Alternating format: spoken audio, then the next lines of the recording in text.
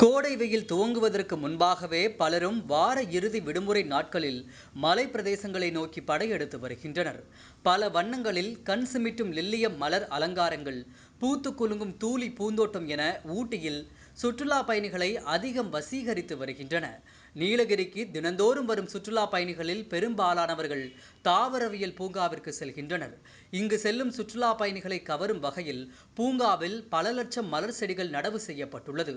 கோடை காலமான ஏப்ரல் மற்றும் மே மாதத்தில் பூங்கா முழுவதிலும் மலர்கள் பூக்கும் வகையில் செடிகள் நடவு செய்யப்பட்டுள்ளன. இச்செடிகளில் ஏப்ரல் மாதமே மலர்களை காண முடியும். இந்த நிலையில் கோடை சீசன் மற்றும் மே மாதம் நடக்கும் மலர் கண்காட்சிக்காக தற்போது பூங்காவை தயார் செய்யும் பணிகள் மும்முரமாக நடைபெற்று வருகிறது. தற்போது பூங்கா முழுவதிலும் நாற்றுகள் நடவு செய்யப்பட்டுள்ளது.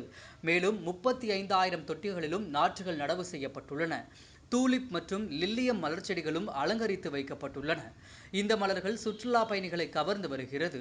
பல வண்ணங்களில் காணப்படும் இந்த லில்லியம் மற்றும் தூலிப் மலர்கள் அருகே நின்று சுற்றுலா பயணிகள் புகைப்படம் எடுத்து செல்கின்றனர்.